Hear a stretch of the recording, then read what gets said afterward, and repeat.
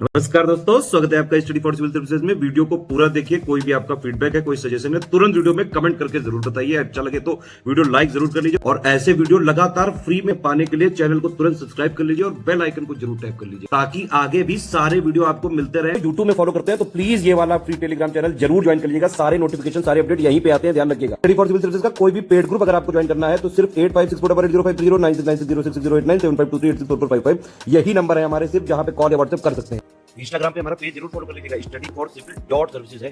Twitter पे हमको जरूर फॉलो कर लीजिएगा, @studyforcivils है। सारे क्वेश्चन अटेम्प्ट करिए और स्कोर अपना तुरंत कमेंट करके बताइए। प्लस पीटी एग्जाम के लिए मॉक टेस्ट की हमारी सीरीज चल रही थी और ये मॉक टेस्ट पेपर नंबर 2 है, जिसे कि आप यहाँ देख रहे हैं। 100 MCQs है, बाइलिंगुअल ये फॉर्मेट दिया हुआ है, फुल लेंथ मॉक टेस्ट है, बिल्कुल एग्जाम के तरीके से। और हिस्ट्री के क्वेश्चन से स्टार्ट होता है। यहाँ पूछा गया है कि ऋग वैदिक जो समय था उस समय किस देवता को वनस्पति का देवता माना जाता था, यानी गॉड ऑफ वेजिटेशन कौन था। अब इसमें कुछ देवताओं के नाम दिए हैं, उदाहरण के तौर पे पूषण, सोम, उषा देवी हैं, देवता नहीं है, और द्योस, इन्हें देव कहा जाता है, द्योस नहीं कहा जाता, देव कहा जाता है। अब बताइए इसमें से कौन वाले थे। तो आप भी जानते हैं कि ये सोम थे, इसमें ज़्यादा कठिन इसका उत्तर खोजना नहीं था। बाकी देवताओं के बारे में भी आपको जानकारी होनी चाहिए। पूषण जो थे वो पशुओं के देवता थे, उषा प्रगति और उत्थान की देवी थी, और द्योस ये सबसे प्राचीन माने जाते थे, देव इन्हें कहा जाता है, अंतरिक्ष के देवता ये थे। आगे चलते हैं, प्रश्न संख्या 2 को देखें। यहाँ पूछा गया कि कौन से किस शासक के शासनकाल के दौरान चौथी बौद्ध संगीति आयोजित होती है, जिसमें कि हीनयान और महायान में बौद्ध धर्म का बंटवारा हो जाता है। तो ये किसका समय था बताइए। चंद्रगुप्त मौर्य का समय था, अशोक का समय था, कालाशोक का समय था, या इसमें से कोई नहीं। तो हमें डी वाले को ही चुनना पड़ेगा, क्योंकि असल में ये इसमें से किसी का भी राज्य नहीं था। कनिष्क का समय था और ये कुषाण वंशीय सबसे प्रतापी शासक था। कुंडलवन कश्मीर में ये चौथी वाली बौद्ध संगीति आयोजित होती है और बौद्ध धर्म 2 पार्ट में डिवाइड हो जाता है। महायान उसमें से एडवांस ब्रांच थी और कनिष्क भी उसका फॉलोअर था। इसके बाद तीसरे नंबर के क्वेश्चन को देखिए, इसमें कुछ स्टेटमेंट दे रखे हैं, पूछा जा रहा है कि सही कौन सा है। तो बौद्ध ग्रंथों के हिसाब से मगध का सबसे प्रतापी शासक था अजातशत्रु, हर्यक वंश का। और बी वाले में देखिए, मगध साम्राज्य के शासक बिंबिसार को, जो कि सबसे पहला शासक संस्थापक था, उसे जैन परंपरा में कुड़िक के नाम से जाना जाता है। उसके लिए जो संबोधन इस्तेमाल किया गया है वो कुड़िक है। सी वाले में कहा गया कि प्रभासगिरी एक जैन पिलग्रिमेज सेंटर है, मतलब ये एक जैन तीर्थ स्थल है जो कि कौशाम्बी उत्तर प्रदेश में स्थित है। अब इसमें आप बताएं कि सही कौन सा है। डी वाले में तो दोनों में डिफरेंट दिया है, लेकिन उसकी नौबत नहीं आएगी। देखिए इसका एकमात्र सी वाला सही है, प्रभासगिरी वाला, वो इन्फॉर्मेशन परफेक्ट है, बाकी जितने हैं सब गलत दिए हैं। उदाहरण के तौर पे यहाँ देखें कि बौद्ध ग्रंथों के हिसाब से मगध का प्रथम प्रतापी शासक जो था वो अजातशत्रु नहीं था, बल्कि उसका पिता था, जिसे कि आप बिंबिसार कहते हैं। बिंबिसार ने ही हर्यक वंश की नींव रखी थी और उसने मगध साम्राज्य की वास्तविक शक्ति की स्थापना की। इससे पीछे के भी साक्ष्य मिलते हैं, लेकिन वो ऐतिहासिक नहीं है, इतिहास में उन्हें मान्यता नहीं मिली है। जैसे कि आप बृहद्रथ डायनेस्टी को देखते हैं तो उसमें आप जरासंध के बारे में पढ़ते हैं, महाभारत में उसका अच्छा खासा उल्लेख है, तो वो तो 1 नंबर का दबंग था, लेकिन इतिहास में उसका प्रमाण नहीं मिलता है। प्रमाण मिलता है हर्यक डायनेस्टी का, तो हम लोग इसमें मानते हैं कि सबसे प्रतापी शासक था बिंबिसार। और दूसरे वाले में जो कुड़िक कहा गया है ना, तो ये कुड़िक बिंबिसार को नहीं बल्कि अजातशत्रु को कहा जाता है। तो इसमें सी वाला जो ऑप्शन है वही एकमात्र सही है। इसके बाद चौथे क्वेश्चन को देखिए, इसमें चंद्रगुप्त विक्रमादित्य के विषय में पूछा गया कि उनके दरबार में जो 9 रत्न थे, 9 रत्नों की शुरुआत वहीं से होती है। गुप्त वंशीय शासक थे जिन्हें कि चंद्रगुप्त द्वितीय भी कहा जाता है। चंद्रगुप्त प्रथम को गुप्त वंश का वास्तविक संस्थापक माना जाता है और चंद्रगुप्त द्वितीय बहुत ही प्रतापी और विद्वान शासक थे। कहा जाता है कि इनके अंदर देवी सरस्वती और ईश्वर का जो पूरा सानिध्य है वो इनके अंदर मौजूद था। इनका न्याय कभी भी व्यर्थ नहीं जाता था। तो इस प्रकार की तरह तरह की बातें होती थी। कुल मिलाकर एक दिव्य पुरुष थे। तो उनके दरबार में जो 9 रत्न थे उसमें से कौन सा व्यक्ति शब्द कोशागार था, यानी लेक्सिकोग्राफर था। अब बताइए, इसमें कुछ नाम दिए, वराह मिहिर का नाम दिया है, अमर सिंह का नाम दिया है, क्षपड़क का नाम दिया है और शंकु का नाम दिया है। तो ये जो चौथा है ना, इसका करेक्ट आंसर क्या होना चाहिए, अमर सिंह होना चाहिए। बाकी जो है उनके बारे में भी आपको पता होना चाहिए, जो 9 लोग थे कौन कौन से थे। तो इसमें सबसे पहले तो आप कालिदास को देखिए, जो कि एक पोएट और ऑथर थे, मतलब लेखक भी थे और कवि थे। इसके अलावा बहुत सारे नाटकों की भी रचना की थी, तो नाटककार भी थे। धन्वंतरी थे चिकित्सक और आयुर्वेद की उन्हें बहुत अच्छी जानकारी थी। वराह मिहिर खगोल शास्त्री थे। अमर सिंह को आपने देख ही लिया है। छपड़क जो थे वो ज्योतिषी थे और शंकु जो थे वो शिल्प शास्त्र माने वास्तुशास्त्र और शिल्प के ज्ञाता थे। वेताल भट्ट मांत्रिक थे। मांत्रिक का मतलब तंत्र मंत्र के जानकार। और घटकर पर ये भी कवि थे। वर रुचि, ये अंतिम आप जो 9 रत्न हैं उनमें देख रहे हैं, ये संस्कृत व्याकरण के निष्णात विद्वान थे। तो इस तरीके से 9 लोग थे और अलग अलग क्षेत्रों में ये मूर्धन्य थे। इसके बाद 5वें नंबर के प्रश्न को देखें। इसमें कहा गया कि तक्कोलम का युद्ध ये किसके बीच में लड़ा गया था। तो एक पक्ष तो आपको दे दिया है राष्ट्रकूट, दूसरा पक्ष इसमें कौन था? वो पांड्य थे, चेर थे, चोल थे, या इसमें से कोई नहीं था? तो चोलों के साथ ये लड़ा गया था। थोड़ा भी आप इसमें गेस करें कि दक्षिण भारत में ये जो चोल, चेर, पांड्य हैं, इसमें सबसे प्रतापी कौन था? तो चोल थे, इसमें कोई संदेह नहीं है। तो वैसे भी आप पकड़ सकते हैं, थोड़ा सा तुक्का लगा सकते हैं, हालांकि उसकी नौबत नहीं आएगी, आपको ये इतनी चीज़ें पता होनी चाहिए। तो तक्कोलम का युद्ध ये चोलों और राष्ट्रकूटों के बीच में लड़ा गया था। अब आप ये बताइए कि इस युद्ध का परिणाम क्या था, जीता कौन था? इसके बाद 6वें नंबर के क्वेश्चन को देखिए। एज ऑफ कंसेंट एक्ट, जो कि एक लड़की की असामयिक मृत्यु होने के बाद जारी किया जाता है। बंगाली लड़की थी और विवाह के बाद उसका अनचाहा बलात्कार होता है और उससे उसकी मृत्यु हो जाती है। तो उसके बाद ये बहस शुरू होती है कि विवाह के लिए न्यूनतम आयु कितनी होनी चाहिए और जो शारीरिक संबंधों की सहमति है वो किस अवस्था में होनी चाहिए। हालांकि बहुत अच्छी ये आयु निर्धारित नहीं की गई थी, लेकिन फिर भी आप बताएं कि एज ऑफ कंसेंट एक्ट के द्वारा जो लड़की के लिए विवाह की आयु निर्धारित की गई थी वो कितनी थी? 18 थी, 14 थी कि 12 थी? तो अगर आपको शारदा एक्ट याद होगा तो उससे आप अंदाज़ा लगा सकते हैं कि ये एज ऑफ कंसेंट उससे पहले वाला है। तो इसमें 18 तो होने वाली है नहीं और 14 भी नहीं होगी। तो बचता क्या है इसमें? 12 साल बचता है और उसी को आप पकड़ लीजिए। ठीक, तो 12 वर्ष की आयु निर्धारित की गई थी कि कम से कम कन्या की आयु जो है वो 12 वर्ष की होनी चाहिए। और ये आता है 1891 में लैंसडाउन के समय में, लॉर्ड लैंसडाउन के समय में। इसके बाद 7वें नंबर के क्वेश्चन को देखें। 1905 में सर्वेंट्स ऑफ इंडिया सोसाइटी की स्थापना गोपाल कृष्ण गोखले की मदद से किसने की थी? मतलब इसमें दूसरा वाला जो संस्थापक है उसका नाम पूछा है। मदद करने वाले गोपाल कृष्ण गोखले थे, लेकिन संस्थापक कौन था? ये गणेश वासुदेव जोशी थे, आत्माराम पांडुरंग थे, या रोमेश चंद्र दत्त थे? बताइए इसमें से। देखिए इसमें कुछ भी नहीं है, मतलब इन तीनों के नाम तो बिल्कुल ही नहीं है। तो आप इसमें से डी वाले को चुन लीजिए, नॉन ऑफ दीज। असल में सर्वेंट्स ऑफ इंडिया सोसाइटी 1905 में महादेव गोविंद रानाडे की सहायता से जो उदारवादी कांग्रेस नेता हैं गोपाल कृष्ण गोखले, वो स्थापित करते हैं। मतलब दोनों लोग मिलकर स्थापित करते हैं। तो इसमें एमजी रानाडे को आप याद रखेंगे। इसके बाद 8वें नंबर के प्रश्न को देखिए। कहा गया कि वर्ष 1906, ध्यान से देखिएगा, वर्ष 1906 में किसकी अध्यक्षता में कलकत्ता में भारतीय राष्ट्रीय कांग्रेस का अधिवेशन आयोजित किया गया था? और इस अधिवेशन की विशेषता क्या थी कि इसमें स्वराज या स्वशासन को भारतीय राष्ट्रीय कांग्रेस के लक्ष्य के तौर पे स्वीकार किया गया था और घोषित किया गया था। तो इसमें ये जानकारी भी दे दी कि ये कलकत्ता अधिवेशन था जो कि 1906 में होता है और इसमें स्वराज को कांग्रेस का लक्ष्य बताया जाता है। तो ऐसे उल्टा क्वेश्चन भी पूछा जा सकता है। फिलहाल इसमें आप बताइए कि अध्यक्ष कौन था? ये 1906 वाला अधिवेशन है। रासबिहारी घोष, दादा भाई नौरोजी, सुरेंद्रनाथ बनर्जी या रोमेश चंद्र? तो दादा भाई नौरोजी इसके अध्यक्ष थे। 1906 वाला ये अधिवेशन था, पकड़ लीजिए इसमें, grand old man of India. इसके बाद 9वें नंबर के प्रश्न को देखिए। 1921-22 का जो पूरा सत्र था उस दौरान शुरू हुआ था एका आंदोलन। तो यहाँ समय दे दिया है भाई, इसको भी आप दिमाग में रखिएगा। अब इसमें नेतृत्व कौन कर रहा था? मतलब किस जाति के सदस्य इसमें नेतृत्व करता थे और वही मूल थे? वो पासी थे, अहीर थे, कुम्हार थे, कहार थे? यहाँ जाति सूचक कोई संबोधन इस्तेमाल करने का औचित्य नहीं है, लेकिन ऐतिहासिक जानकारी है तो उसमें ये सीखना पड़ेगा। तो बताइए इसमें क्या है? एका आंदोलन में किस जाति का योगदान था? 9वां क्वेश्चन आप देख रहे हैं ना, इसमें एक से ज़्यादा भी हो सकते हैं और इसीलिए ग्रुप में दिया हुआ है। 1-2 का ग्रुप दिया है, 2-3 का दिया है और 9वें का जो करेक्ट आंसर है वो ए होना चाहिए। इसमें पासी और अहीर दोनों लोग मिलकर योगदान दे रहे थे। ठीक, आगे चलते हैं। इसके बाद 10वें नंबर के प्रश्न में कहा गया कि 8 अगस्त 1942 भारत छोड़ो आंदोलन की लॉन्चिंग। अखिल भारतीय कांग्रेस कमेटी की बैठक में पंडित जवाहरलाल नेहरू के द्वारा भारत छोड़ो प्रस्ताव पेश किया गया, जिसका समर्थन किसने किया था? समर्थन तो बहुत सारे लोगों ने किया था, लेकिन पहला समर्थन इस पर किसने किया था? ये नेताजी सुभाष चंद्र बोस थे, लाला लाजपत राय थे या वल्लभ भाई पटेल अथवा कृपलानी थे? आप बताएं। तो इसका जो करेक्ट आंसर है वो इसमें सी हो जाएगा, सरदार वल्लभ भाई पटेल। इन्होंने इसे भरपूर समर्थन दिया था और ये सत्य भी था, सभी इसके पक्ष में थे, कोई इसके विरोध में नहीं था, क्योंकि अब वो समय आ गया था कि अंग्रेज़ों को पूरी तरह से भारत से बाहर करना था, नहीं तो बहुत विलम्ब हो जाता।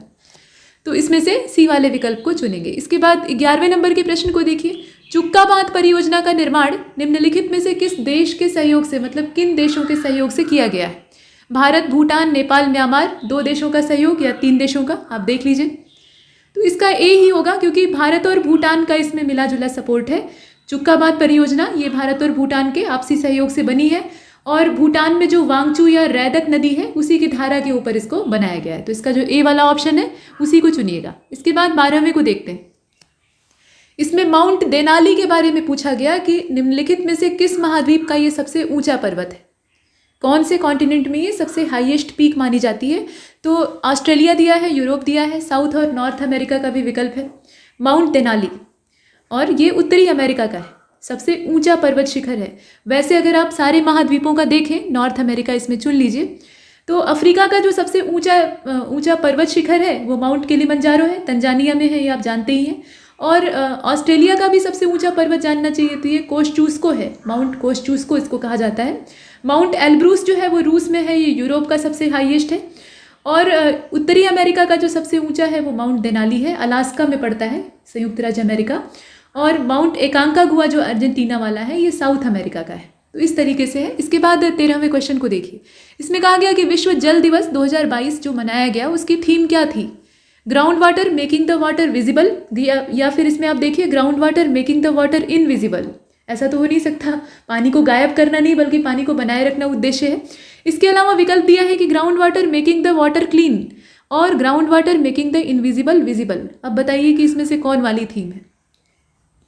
तो इसका जो करेक्ट आंसर है वो डी होगा, ground water making the invisible visible. जो गायब हो चुका है उसको फिर से रिस्टोर करना, रिचार्ज करना और भूमिगत जल के स्तर को सुधारना, ये इसका उद्देश्य है। क्योंकि जो ज़मीनी पानी है उसी को हम लोग पीने के तौर पे या अपने दैनिक कार्य में इस्तेमाल करते हैं और उसकी मात्रा बहुत थोड़ी है और उसमें लगातार कमी आ रही।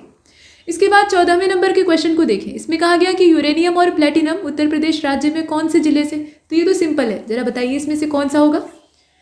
इसका करेक्ट आंसर ए हो जाएगा, ललितपुर से ही पाया जाता है। इसमें आप सही सोच रहे थे, ललितपुर ही होगा। इसके बाद 15वें क्वेश्चन को देखिए। इसमें पूछा गया कि दक्षिण पश्चिमी मानसून जो है वो सक्रिय होता है, कब से कब तक सक्रिय होता है, कौन से महीने से लेकर कौन से महीने तक। हालांकि अब जलवायु का पैटर्न इतनी तेजी से बदल रहा है कि सारी चीज़ें अस्थिर हो गई हैं।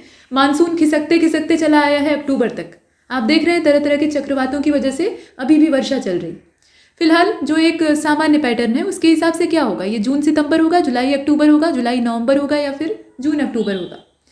तो इसका जो करेक्ट आंसर है वो इसमें ए हो जाएगा। जून से लेकर सितंबर तक ही बारिश होती है। तभी तो हम लोग जब क्वार का ये वाला महीना आता है, मतलब आश्विन वाला जो समय आता है, तो नवरात्रि का उत्सव बड़े धूमधाम से मनाते हैं। फिर रामलीला होती है, एकदम दशहरा, आराम से रावण का पुतला जलाया जाता है। ये सब हो चुका है, लेकिन बरसात इसमें बाधा बनकर आई थी। तो ऐसा पहले नहीं होता था, अब होने लगा है। तो एक सामान्य जो फिक्स पैटर्न है वो जून से सितंबर है। इसके बाद 16वें नंबर के क्वेश्चन को देखिए। भारतीय महिला बैंक का भारतीय स्टेट बैंक में किस वर्ष में विलय कर दिया गया? विलय हो चुका है, कब हुआ है वो आप बताइए। तो इसका जो राइट आंसर है वो इसमें सी हो जाएगा, 2017 में हुआ है। और ये भारतीय स्टेट बैंक में विलय हुआ है, ये भी आपको पता होना चाहिए। 2017 आप याद रखेंगे। इसके बाद 17वें नंबर के क्वेश्चन में घुस जाते हैं। इसमें यह बताया गया कि हरित क्रांति का जो पहला चरण चला उस दौरान अधिक उपज देने वाले जो किस्म के बीज थे, यानी हर बीज की किस्म में ज़्यादा उपज लेने की बात की गई थी। तो इसका उपयोग अधिक समृद्ध राज्यों तक ही सीमित रहा, जहाँ ज़्यादा धनी राज्य थे, आर्थिक रूप से संसाधन युक्त थे, तो उन्हीं राज्यों तक ये प्रयोग सीमित रहता है। और निम्नलिखित में से कौन सा राज्य उन राज्यों में शामिल नहीं था? तो पंजाब, आंध्र, उत्तर प्रदेश, तमिलनाडु। बताइए कि कौन सा राज्य इस लाभ से वंचित रह गया? तो इसमें से हो जाएगा उत्तर प्रदेश। उत्तर प्रदेश एक धनी राज्य नहीं है। ऐसा नहीं है कि हमारे पास संसाधनों की कमी है, लेकिन जनसंख्या का दबाव बहुत ज़्यादा है। जितनी पॉपुलेशन है उसको फुलफिल करने के लिए हमारे पास संसाधन नहीं है, यही हकीकत है। ठीक, तो हम पीछे रह गए। इसके बाद आगे चलते हैं। प्रश्न संख्या 18 को आप देखें। वैसे भी हरित क्रांति में सबसे ज़्यादा फायदा एक तरफा हुआ, मतलब गेहूं की फसल को हुआ, और उसका भी उचित लाभ किसानों तक नहीं पहुंच पाया। भारतीय खाद्य निगम की स्थापना 1965 में कौन से एक्ट के द्वारा की गई थी, वो अधिनियम का आपको इसमें बताना है। तो ये फूड कॉर्पोरेशन एक्ट कौन सा वाला था? 1961 वाला था, 62, 63, 64 ऐसे दिया हुआ है। और इसका जो राइट आंसर है वो इसमें डी हो जाएगा। देखिए, भारतीय खाद्य निगम जो है वो एक वैधानिक निकाय है। ठीक, ये एक सिचुएटरी बॉडी है जिसे आप कहते हैं संविधानिक तौर पे। और 1965 में जो खाद्य अधिनियम 1964 है उसी के प्रावधानों के तहत इसको स्थापित किया जाता है। तो इसमें से करेक्ट आंसर क्या होगा? डी वाला हो जाएगा, 1964। प्रश्न संख्या 19 को देखिए। इसमें कहा गया कि एक निश्चित समय अवधि में देश की सीमाओं के भीतर उत्पादित सभी तैयार वस्तुओं और सेवाओं का योग क्या कहलाता है? ये सकल राष्ट्रीय उत्पाद कहलाता है, शुद्ध सकल घरेलू उत्पाद कहलाता है, मतलब शुद्ध घरेलू उत्पाद कहलाता है, या फिर सकल घरेलू उत्पाद कहलाता है, या इसमें से कुछ नहीं। अंग्रेजी वाला इसका वर्जन अगर आप देखें तो उसमें आपको सुविधा होगी। ग्रॉस नेशनल प्रोडक्ट की बात हो रही है, नेट डोमेस्टिक प्रोडक्ट की बात हो रही है और ग्रॉस डोमेस्टिक प्रोडक्ट को कहा जा रहा है। बताइए इसमें से कौन सा होगा। एक निश्चित समय अवधि की बात की जा रही है और इसका जो राइट आंसर है वो इसमें सी हो जाएगा, ग्रॉस डोमेस्टिक प्रोडक्ट। ठीक यही होता है, इसकी डिफिनीशन एक तरह से दी हुई है। इसके बाद 20वें नंबर के प्रश्न को देखें। During which of the following 5-year plan the Janata Party has abolished the 5-year plan. 5 वर्षीय जो योजना चलती थी, मतलब पंचवर्षीय योजना, उसको यहाँ पर ख़त्म कर दिया गया था जनता पार्टी के द्वारा। तो ये कौन से प्लान के साथ किया गया था? मतलब तीसरी पंचवर्षीय योजना को समाप्त कर दिया गया, चौथी, पाँचवीं, छठवीं, कहाँ से? तो ये बात चल रही है 1978 के दौर की। ये जनता पार्टी की सरकार उसी समय आती है, 1978 का समय था और राजनीतिक स्थिति बड़ी डामाडोल चल रही थी, कुछ भी स्थिर नहीं था। तो इन्होंने क्या किया कि पंचवर्षीय योजना जो 5वीं वाली चल रही थी, इसमें आप मैच कराएंगे तो 5वीं पंचवर्षीय योजना का ये समय है, उसको इन्होंने समाप्त कर दिया। आगे बढ़ते हैं। प्रश्न संख्या 21 को देखिए। गलत विकल्प का आपको चयन करना है। संविधान सभा ने मई 1949 में राष्ट्रमंडल की भारत की सदस्यता की पुष्टि की थी। भारत राष्ट्रमंडल का सदस्य है लेकिन एक संप्रभु राष्ट्र है। और संविधान सभा ने 24 जनवरी 1949 को डॉक्टर राजेंद्र प्रसाद को भारत के पहले राष्ट्रपति के तौर पे चुना था। संविधान सभा में कुल सदस्य संख्या 389 होनी थी, मतलब 389 होनी थी। बताइए कि इसमें से गलत कौन सा है। जो रॉन्ग इन्फॉर्मेशन है वही आपको बाहर करनी है। तो इसका जो राइट आंसर है वो इसमें बी हो जाएगा, मतलब गलत स्टेटमेंट इसका बी वाला है। ठीक, ये वाला जिसमें ये बताया गया है कि जो कॉन्स्टिट्यूएंट असेंबली थी उसने डॉक्टर राजेंद्र प्रसाद को पहले प्रेसिडेंट ऑफ इंडिया के तौर पे इलेक्ट किया था और ये समय था 24 जनवरी 1949 का। असली बात यह है कि 24 जनवरी 1950 को इनको चुना गया था। जब संविधान लागू होगा तो ही तो राष्ट्रपति की नौबत आएगी। तो इसमें से ये बी वाला जो स्टेटमेंट है यही गलत है। इसके बाद 22वें नंबर के प्रश्न को देखें। इसमें कहा गया कि at which of the following session of Indian National Congress the people of India had been asked to celebrate 26 January as the independence day of India. देखिए 15 अगस्त तो माउंट बेटन की खुशी थी कि उन्होंने इसे कह दिया कि भाई ये आज़ादी का दिन रहेगा, उनके लिए वो शुभ तारीख थी। लेकिन हमारे द्वारा जो निर्धारित तारीख थी वो तो 26 जनवरी थी। और ये कब किया गया था? ये कौन सा अधिवेशन था जिसमें कि वो पूर्ण स्वराज्य का लक्ष्य और सब कुछ निर्धारित किया गया था, रावी की शपथ ली गई थी? ये कौन सा अधिवेशन था बताइए? कलकत्ता अधिवेशन था, पुणे था, सूरत था, या इसमें से कोई नहीं था? तो डी वाले को ही चुनना पड़ेगा क्योंकि ये लाहौर अधिवेशन था, पंडित जवाहरलाल नेहरू की अध्यक्षता थी और पूर्ण स्वराज्य का जो प्रस्ताव है वो पारित होता है। इसके बाद आगे चलते हैं और 26 जनवरी को भारतीय स्वतंत्रता दिवस की तारीख के तौर पे यहाँ निश्चित किया जाता है। प्रश्न संख्या 23, इसमें करेक्ट ऑप्शन आपको सिलेक्ट करना है। तो 3 स्टेटमेंट दिए हैं और ये 12वीं अनुसूची के बारे में है। 12वीं अनुसूची ने नगर पालिकाओं की शक्ति, अधिकार और जिम्मेदारियों को निर्दिष्ट किया था और 12वीं अनुसूची में कुल मिलाकर जो मामले हैं वो 18 हैं टोटल। 1992 में जो 74वां संशोधन अधिनियम होता है उसके द्वारा इसे जोड़ा गया था, संविधान का हिस्सा बनाया गया था। तो आप ये बताएं कि इसमें से सही कौन सा है। प्रश्न संख्या 23, करेक्ट आंसर इसका डी हो जाएगा। सभी तो सही है, इसमें कुछ भी गलत नहीं है, जितने दे रखे हैं सब के सब सही है। आगे चलते हैं। देखिए 12वीं अनुसूची जो है वो नगर पालिकाओं की शक्ति, अधिकार और जिम्मेदारियों को निर्दिष्ट करती है। 18 मामले इसमें है, तो थोड़ी सी जानकारी हर अनुसूची के बारे में होनी चाहिए। प्रश्न संख्या 24 को देखें। इसमें कहा जा रहा है कि विच of the following directive principle of state policy, ये कहता है कि equal justice and free legal aid, मतलब कौन सा ये DPSP है जिसमें कि इक्वल जस्टिस और फ्री लीगल एड की बात की गई है। ये 39A है, 40 है, आर्टिकल वाइज आपको बताना है 41 है कि 42 है। बताइए नीति निदेशक तत्व।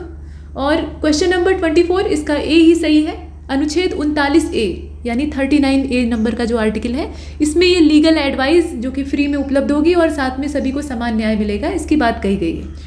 बाकी जो है जैसे 40वां जो है ग्राम पंचायत से जुड़ा है, आप जानते ही हैं। 41वें में कुछ मामलों में काम, शिक्षा और सार्वजनिक सहायता का अधिकार है और 42वां ये मातृत्व राहत का प्रावधान इसमें है मानवीय परिस्थितियों में, और काम की जो न्याय संगतता है उसकी बात की गई। फिलहाल इसका ए वाला सही है। क्वेश्चन नंबर 25 को देखें। By which of the following amendment act the 11th schedule had been added to the constitution? जो 11th शेड्यूल यानी 11वीं अनुसूची है उसको कब जोड़ा गया था, कौन से संशोधन के द्वारा जोड़ा गया था? इसमें 73वां दिया है लेकिन उसकी डेट अलग अलग दी। तो 73वां है तो सही, लेकिन उसका समय कौन सा था बताइए। 25 करेक्ट आंसर इसका क्या होगा? सी वाला होगा।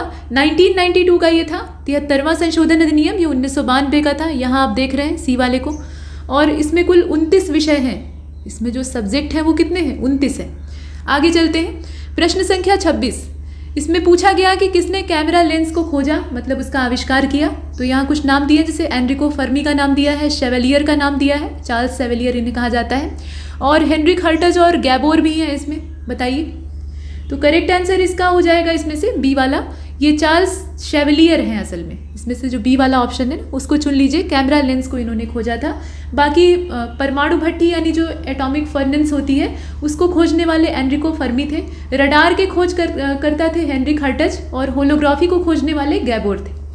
प्रश्न संख्या 27 को देखें, in which of the following medium of speed sound is maximum, speed of sound is maximum, मतलब जो साउंड की स्पीड होती है वो किस मीडियम में सबसे ज़्यादा होती है। यहाँ मीटर पर सेकंड में 0 डिग्री सेल्सियस के तापमान पर बात की जा रही है। तो पानी में ध्वनि की चाल सबसे तेज़ होती है, या अल्कोहल में तेज़ चलती है, हाइड्रोजन में चलती है कि मरकरी में चलती है।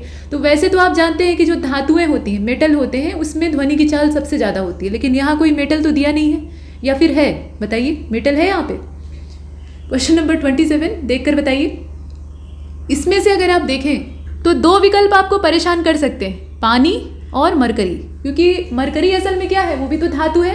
अब द्रव अवस्था में पाई जाती है रूम टेम्परेचर पे, लेकिन यहाँ 0 डिग्री सेल्सियस की बात हो रही है। तो ऐसी कंडीशन में जो मरकरी यानी पारा है उसमें ध्वनि की चाल आमतौर पे होती है 1450, ठीक, और पानी के अंदर कितनी होती है? 1493 होती है। थोड़ा सा अंतर है, तो इसमें से पानी जो है वो 20 पड़ जा रहा है, और उसी को हम चुनेंगे।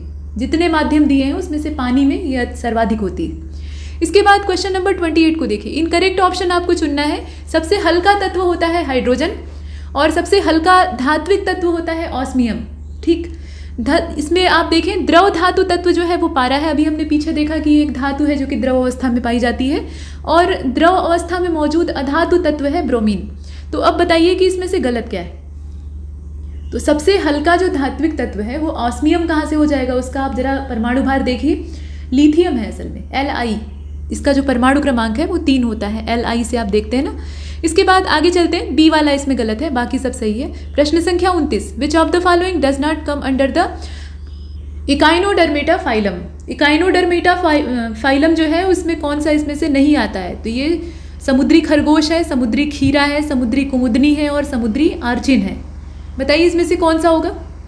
तो क्वेश्चन नंबर 29 इसका ए हो जाएगा, क्योंकि ये जो समुद्री खरगोश आप देख रहे हैं ना, ये मोलस्का से बिलोंग करता है। इसका जो फाइलम है वो असल में क्या है? मोलस्का है। बाकी जितने हैं वो सब इकाइनोडर्मेटा से संबंध रखते हैं। तो ए वाले को आप बाहर कर लीजिए। इसके बाद 30 को देखते हैं। क्वेश्चन नंबर 30 में आपसे कहा गया कि कौन सा रोग पौधे में जस्ते की कमी के कारण नहीं होता है। जिंक की जब कमी हो जाती है तो पौधा रोगी हो जाता है, उसका विकास अवरुद्ध हो जाता है। तो बताइए इसमें से कौन सा रोग उसकी वजह से नहीं होता? खैरा रोग जो धान में लगता है, सफ़ेद कली रोग जो कि मक्के में हो जाता है, या चुकंदर में जो हर्ड रॉट रोग लगता है वो इसकी कमी से नहीं होता है, या फिर लिटिल लीफ। तो पत्तियाँ तो छोटी होती हैं जिंक की वजह से, तो ये वाला तो होने से रहा।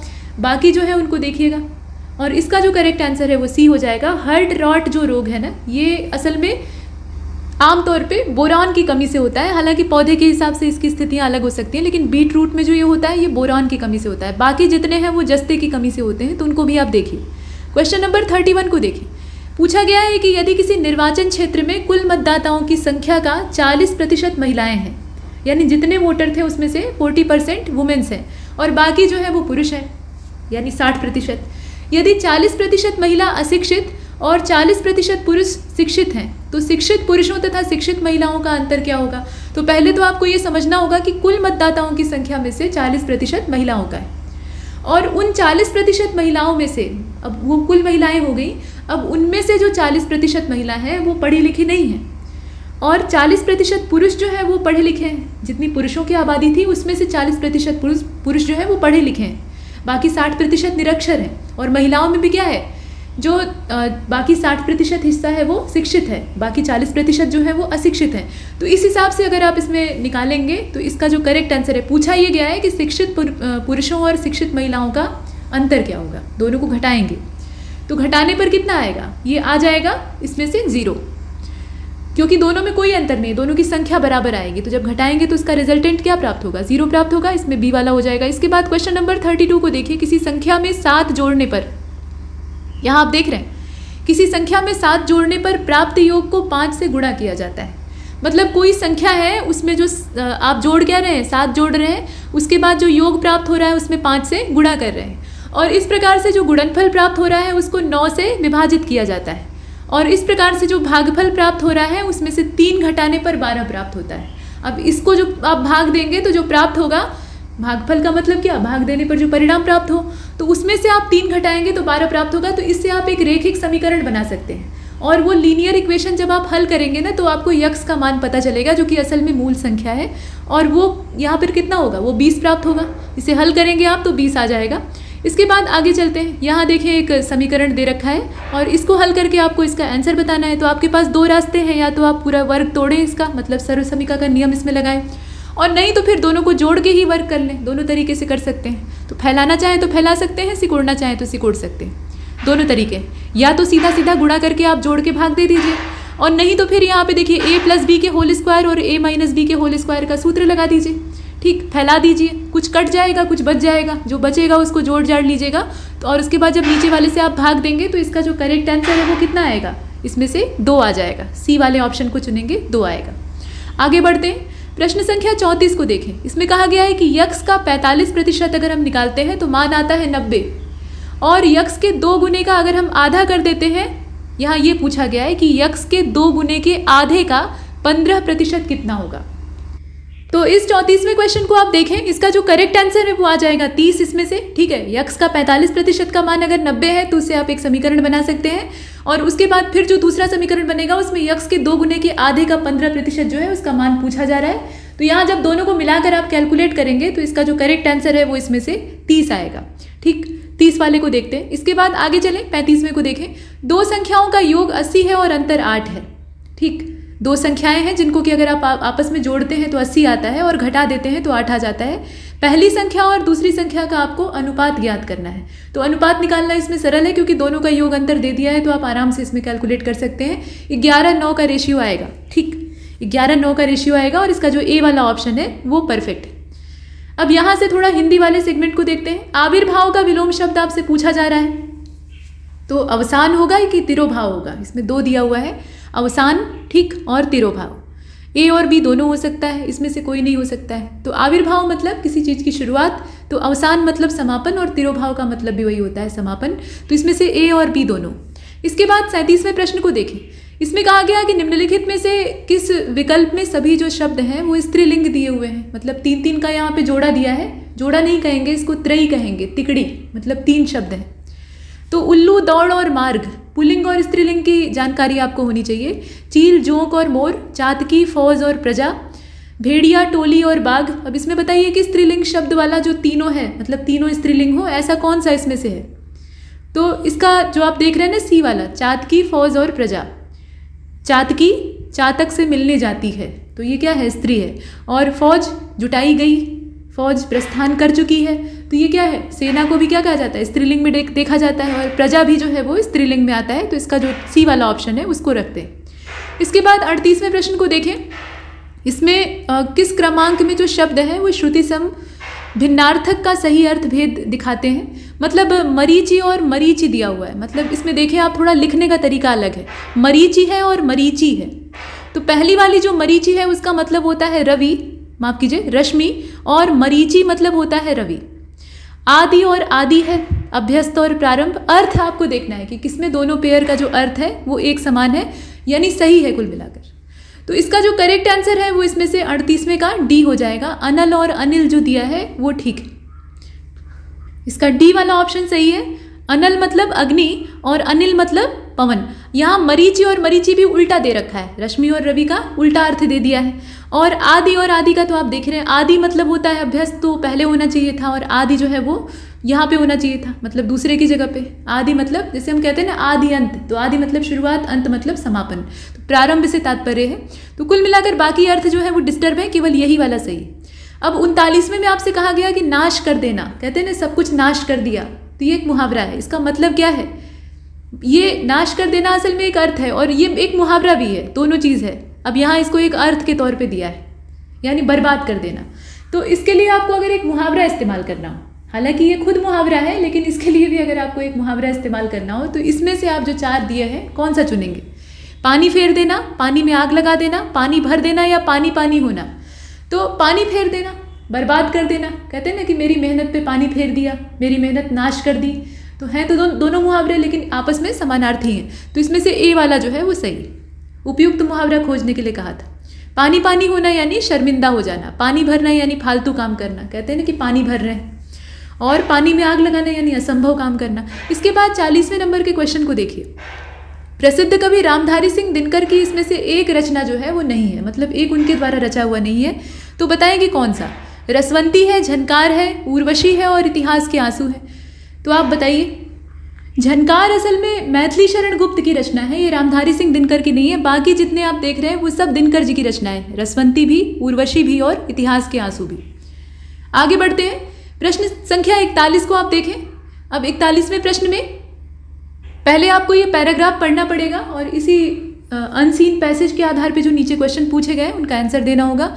तो यहाँ पे देखिए 41 से लेकर 45 तक प्रश्न इसी से जुड़े हुए हैं। इसमें कहा गया है कि for most people music is an important part of daily life, मतलब जो संगीत है वो उनके दैनिक जीवन का एक महत्वपूर्ण हिस्सा है। Some rely on music to get them through the morning commute, यहाँ आप देख रहे हैं, while other turn up favourite playlist to stay pumped during a workout. जैसे आप वर्कआउट करते हैं या कोई भी ऐसा काम करते हैं जो थोड़ा नीरस है, जिसे करने की इच्छा आमतौर पे नहीं होती है, तो आप क्या करते हैं, गाना सुनते हैं कान में ईयरफोन खोस कर, तो उसके लिए आपकी एक प्लेलिस्ट होती है। तो म्यूज़िक का हर व्यक्ति के जीवन में इंपॉर्टेंट रोल है, ऐसा इसमें कहा गया। इसके बाद आप देखें, many folk even have the stereo on when they are cooking a meal, taking a shower और फोल्डिंग द लॉन्ड्री। ठीक, मतलब हर काम को करते वक्त वो अपना म्यूज़िक सुनते रहते हैं, ऐसा इसमें कहा गया। Music is often link to mood, जो मनुष्य का मूड होता है वो अच्छा रहे, यानी डोपामिन का उत्पादन अच्छा खासा होता रहे और दिमाग खुश रहे, इसके लिए लोग म्यूज़िक सुनते हैं। तो म्यूज़िक का पूरी तरह से जो लिंकेज है वो किससे है, आदमी के बर्ताव से है, उसके मन से है। A certain song can make us feel happy. अब इसमें आवश्यक नहीं है कि हर सॉन्ग जो है वो हर मनुष्य को खुशी ही देने वाला हो। कुछ गानों को सुनकर मनुष्य को चिढ़ होती है, समस्या पैदा होती है, कुछ को सुनकर अच्छा लगता है। तो हर इंसान की पसंद अलग अलग होती है, तो इसीलिए कुछ सर्टेन सॉन्ग्स होते हैं जो कि हमें अच्छा महसूस कराते हैं। इसके बाद ये भी कहा गया कि सैड फीलिंग भी आती है, कुछ ऐसे सॉन्ग होते हैं जिन्हें कि सुनकर हम सैड फील करते हैं, एनर्जेटिक महसूस करते हैं या रिलैक्स महसूस करते हैं। कोई ऐसा गाना है जिसमें कि उत्साह भरने वाली बात है, दंगल फिल्म का आप सॉन्ग बजा रहे हैं, ठीक, या फिर कर हर मैदान फतेह, इस तरह के गाने सुन रहे हैं तो आपको क्या होगा, एनर्जी महसूस होगी, मोटिवेशन महसूस होगा। कुछ सैड सॉन्ग है, पंकज उधास को आप उनकी गज़ल सुन रहे हैं, तो ऐसे में क्या होगा, आपके दिमाग में उदासी भर जाएगी। तो गाने पर निर्भर करता है कि आप कैसा महसूस करेंगे। कुछ रिलैक्स करने वाले भी गाने होते हैं, उनका संगीत ऐसा होता है कि आपको आनंद आता है, नींद आती है अच्छी। तो because music can have such an impact on persons mind set and well-being, it should come as no surprise that music therapy has been studied for use in managing numerous, यहाँ आप देख रहे हैं, numerous medical conditions। ठीक, बहुत तरह की ऐसी मेडिकल कंडीशन होती है जिसमें कि संगीत को एक थेरेपी के तौर पे इस्तेमाल किया जाता है, मतलब संगीत को बजाकर रोगी को अच्छा महसूस करवाया जाता है। और सिर्फ मनुष्य ही नहीं बल्कि हर जीव पर संगीत का असर पड़ता है। आपने सुना होगा ना, भगवान कृष्ण बांसुरी बजाते थे तो गायें खींची चली आती थी, जीव जंतु जो है वो रुक कर उनकी बांसुरी को सुनने लगते थे। सिर्फ गोपियाँ ही नहीं मोहित होती थी बल्कि पूरा जो आसपास का पर्यावरण था वो उनकी तरफ आकर्षित हो जाता था। तो संगीत में वो आकर्षण होता है। इसके बाद आप देखें, इसमें ये भी कहा गया कि all forms of music may have therapeutic effects although music from one's own culture may be most effective. किसी भी व्यक्ति के जो ओन कल्चर का म्यूजिक होता है, यानी उसकी सभ्यता का म्यूजिक होता है, वो ज़्यादा प्रभावशाली उसके लिए होता है। In Chinese medical theory the 5 internal organ and meridian system are believed to have corresponding music tones which are used to encourage healing। तो हीलिंग को इनकरेज करने के लिए, उसे इन्हेंस करने के लिए हम म्यूज़िक सुनते हैं। चाइनीज़ ट्रेडिशन में भी ऐसा है, हिंदुस्तानी जो हमारी शैली है, शास्त्रीय संगीत की शैली है, उसमें भी ऐसा है। तो म्यूज़िक में कुल मिलाकर एक अच्छा प्रभाव है, एक अच्छा इन्फ्लुएंस है जो कि मनुष्य को या हर प्राणी मात्र को प्रभावित करने में सक्षम है। अब इसमें ये पूछा गया है, क्वेश्चन पहला क्या है कि music is often link to, anger से ये जुड़ा हुआ है, मूड से जुड़ा है, एंग्जाइटी से जुड़ा है कि हैप्पीनेस से जुड़ा है। तो मूड में ये सब कुछ आता है। मूड आपका अच्छा नहीं है, आप गुस्से में है तो एंगर, अगर आप परेशान हैं, उलझन में है तो एंग्जाइटी, और खुश हैं तो हैप्पीनेस। ये सब क्या है, मूड ही तो है। तो अंत में बी वाले को चुनते हैं। इसके बाद 42वें को देखें, how can music be use as therapy. Therapy के तौर पे इसे कैसे यूज़ करते हैं। तो पहले वाले स्टेटमेंट में आपको कहा गया कि it can help us to manage our day to day activities, या फिर it can help us in managing numerous medical conditions, या फिर कहा गया कि it can help us manage our life, या फिर मैनेज आवर कैरियर। बताइए इसमें से कौन सा सबसे सही है थेरेपी के तौर पे। थेरेपी के तौर पे इसका क्या इस्तेमाल होता है? तो इसका करेक्ट आंसर बी होना चाहिए। मतलब जितने भी न्यूमरस बड़े पैमाने पर जो मेडिकल कंडीशंस होती है, न्यूमरस मेडिकल कंडीशंस होती हैं, उनको ये हैंडल करने में सक्षम होता है। जहाँ कोई दवा काम नहीं कर रही होती है वहाँ पर म्यूज़िक थेरेपी का इस्तेमाल किया जाता है कि कम से कम उस रोगी को राहत मिले। इसके बाद 43 को देखते हैं। In Chinese medical theory the 5 internal organ and meridian system.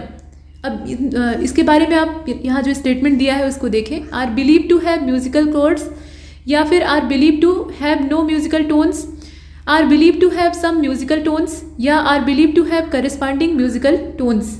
तो कौन सा होगा इसमें से? करस्पॉन्डिंग वाला ऑप्शन होगा और 43 का इसीलिए करेक्ट आंसर डी हो जाएगा। ठीक, डी वाले को हम देखते हैं। इसके बाद 44 को देखिए। इसमें कहा गया कि select the alternative which best express the meaning of following item और phrase. Apple of one's eye, ये क्या है? एक आइटम है। अब जैसे आप लोकोक्ति मुहावरा पढ़ते हैं ना हिंदी में, वैसे ही अंग्रेजी में है। इसका आपको अर्थ बताना है, इसकी एक्सप्रेशन या इसकी मीनिंग बतानी है। नीचे कुछ स्टेटमेंट दिए हैं, तो करेक्ट आंसर इसका क्या होगा? डी वाला होना चाहिए। The person whom someone loves और चेरिशेस द मोस्ट, ये वाला जो ऑप्शन है इसको आप देख रहे हैं। ठीक, तो डी वाले ऑप्शन को चुनते हैं। इसके बाद 45वें नंबर के क्वेश्चन को देखिए। Select the alternative which best express the meaning of following item और phrase. Hit the nail on head, ये क्या है? एक आइटम या फ्रेज है। अब इसका आपको अर्थ बताना है, तो इसमें आप देखकर बताइए। देखिए 45 का करेक्ट आंसर ए ही होगा। डू और से समथिंग एग्जैक्टली राइट, एकदम सही, जो एकदम एक मौके की बात बोली जाती है, सही बात बोली जाती है, उसके लिए एग्जैक्टली राइट। तो इसका जो ए वाला ऑप्शन है वो परफेक्ट है। इसके बाद आगे चलते हैं, इसे छोटा कर लेते हैं। देखिए यहाँ पे 46 जो है ये रीजनिंग वाला क्वेश्चन है। इसमें कहा गया कि यदि ए की वैल्यू है 1 और एम की वैल्यू है 13, आर की वैल्यू है 18, तो कानपुर को हम किस प्रकार लिखेंगे? आप बताइए। इसमें आपको एम, आर और ए का मान दे दिया है, तो कानपुर को लिखने के लिए हम कौन से कोड का इस्तेमाल करें कि बेहतर आएगा? अब इसमें देखें आप, ए की वैल्यू आपको पता है, उसके अलावा आपको एम की वैल्यू पता है, ठीक, आर की वैल्यू पता है, तो इसके आधार पे आप बाकी जो अल्फ़ाबेट है उनका भी पता लगा सकते हैं। अल्फ़ाबेट का जो सिस्टम है, मतलब एक सीक्वेंस है, उसके हिसाब से आप इसमें संख्याएं मालूम कर सकते हैं। ठीक, तो देखिए इसमें से कौन सा होगा? 46 का करेक्ट आंसर ए वाला हो जाएगा। यही वाला जो सीक्वेंस है वो परफेक्ट है। ठीक, आगे चलते हैं। प्रश्न संख्या 47 को देखें। इसमें कहा जा रहा है कि निम्नलिखित 4 शब्दों में से 3 शब्द एक जैसे हैं, एक उससे अलग है। तो कैसे अलग है वो आप देखकर बताइए। गंगटोक, शिलांग, गांधीनगर, कोहिमा, इसमें से कौन सा अलग है? तो गांधीनगर अलग है, बाकी जो है वो इसमें एक जैसे हैं। तो एक जैसे हैं क्यों? तो आप जानते हैं कि ये जितने भी हैं ये राजधानियों के नाम दिए हैं। जैसे कि गंगटोक सिक्किम की राजधानी है, शिलांग जो है वो आप देखिए ये मेघालय की राजधानी है, और कोहिमा जो है वो नागालैंड की राजधानी है। तो ये सब पूर्वोत्तर के राज्य हैं। ठीक, मतलब जो हिमालयी उत्तर पूर्वी क्षेत्र है वहाँ पे ये स्थित है। और गांधीनगर ये गुजरात की राजधानी है, तो ये किधर आया है? पश्चिमी तट पे आ गया।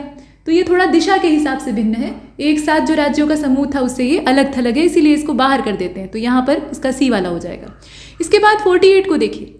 यदि राम मोहन के पुत्र का भाई है, राम जो है वो मोहन के बेटे का भाई है, और इस प्रकार से आप बताइए कि राम का मोहन से क्या संबंध है? ये तो सिंपल है, रक्त संबंध आप आराम से निकाल लेंगे। इसका करेक्ट आंसर क्या होगा? 48 का पुत्र होगा, पुत्र का संबंध है, तो इसका ए वाला ऑप्शन चुनेंगे। आगे बढ़ते हैं। यहाँ स्टेटमेंट दिया है और कंक्लूजन दिया है, तो बताइए कि कौन सा इसमें से निष्कर्ष निकल रहा है। तो पहले तो ये दिया है कि सभी शासक मशीनें हैं, और कुछ मशीनें महंगी वस्तुएं हैं, यानी कुछ शासक जो है वो महंगी चीज़ें हो सकते हैं।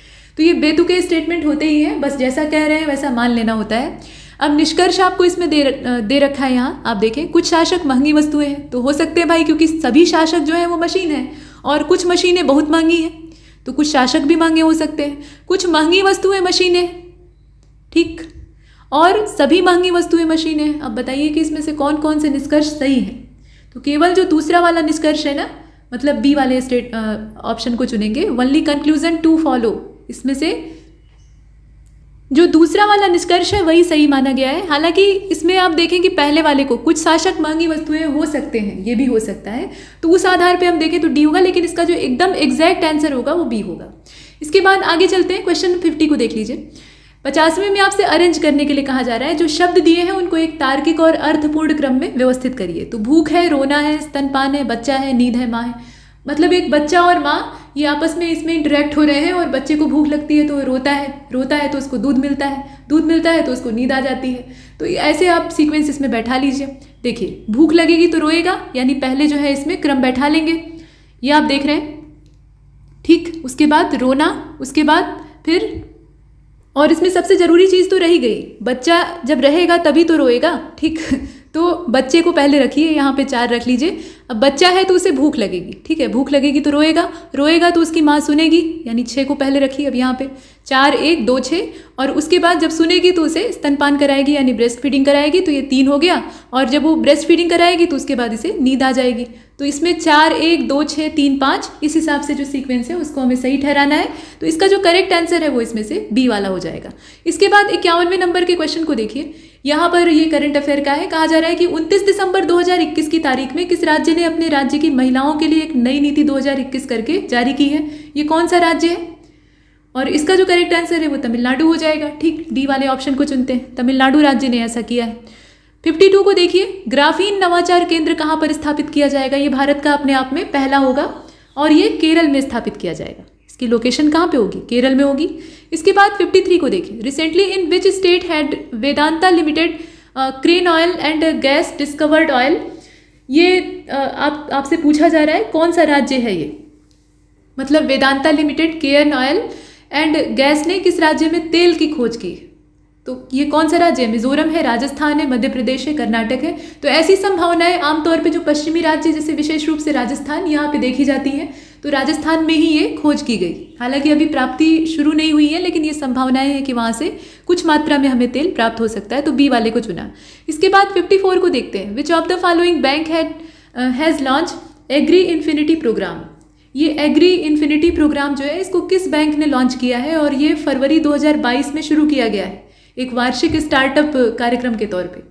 तो ये कौन सा बैंक है? HDFC है, यस बैंक है, केनरा बैंक है, या फिर इलाहाबाद बैंक? तो ये असल में यस बैंक है, ठीक, यस बैंक है। यहाँ आप देख रहे हैं, बी वाले ऑप्शन को चुना। आगे चलते हैं, 55 को देखें। इसमें पूछा जा रहा है कि केंद्र शासित प्रदेश है जम्मू कश्मीर, इसका कौन सा जिला अभी हाल फिलहाल में आयुष्मान भारत प्रधानमंत्री जन आरोग्य योजना के तहत 100% घरों को कवर करने वाला भारत का पहला जिला बन गया है? तो ये कौन सा है? सांबा जिला है। आपने पढ़ा होगा न्यूज़ में, सांबा जिला है। थोड़ा सा न्यूज़ से अगर आप टच में रहे तो वैसे भी करंट अफेयर ज़्यादा पढ़ने की, रटने की आवश्यकता नहीं पड़ेगी, ये रोज की चीज़ होती है।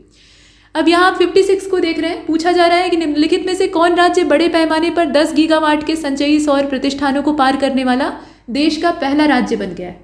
तो ये राज्य कौन सा है? इसमें उत्तर प्रदेश का भी नाम है, तो आप देख लीजिए। फिलहाल इसका करेक्ट आंसर राजस्थान होगा, उत्तर प्रदेश नहीं होगा। बी वाले ऑप्शन को चुना, राजस्थान। 57 को देखते हैं।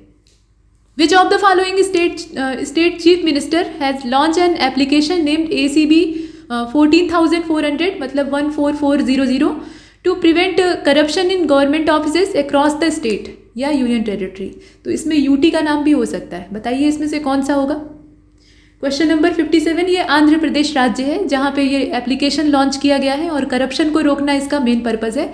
तो यहाँ आंध्र प्रदेश को आप चुनेंगे। इसके बाद 58 को देखें। यहाँ कहा गया है कि किस सोशल मीडिया प्लेटफॉर्म ने अनमेंशनिंग फीचर को लॉन्च किया है? ये वाला जो फीचर है अनमेंशनिंग फीचर, इसको लॉन्च करने वाला सोशल मीडिया प्लेटफॉर्म कौन सा है? ये फेसबुक है, ट्विटर है, व्हाट्सएप है, या इसमें से कोई नहीं है? तो ये ट्विटर है। ट्विटर आजकल बड़ी समस्या में है, इसके खरीदार जो हैं वो इसे खरीदने से आनाकानी कर रहे हैं। हालांकि फिर अब रास्ते पर आते हुए दिखाई दे रहे हैं, लेकिन इससे ट्विटर को अच्छा खासा घाटा लग रहा है। गिनीज वर्ल्ड रिकॉर्ड ने हाल ही में देश की बेटी नैश नामक 86 वर्षीय महिला को सबसे लंबे समय तक सेवा देने और दुनिया की सबसे उम्रदराज फ्लाइट अटेंडेंट के रूप में मान्यता दी। ये आप देखें, नैश नामक महिला है जो कि 86 वर्षीय है। अब इनकी उम्र जो है वो 86 साल है। फिलहाल सबसे उम्रदराज फ्लाइट अटेंडेंट के तौर पे इन्हें किस देश के द्वारा मान्यता दी गई है? 59, और इसका जो करेक्ट आंसर है वो इसमें बी हो जाएगा, अमेरिका। ठीक, अमेरिका के द्वारा ये मान्यता दी गई है। तो इसमें आप देश याद रखेंगे और इनका नाम भी याद रखेंगे, पूछा जा सकता है।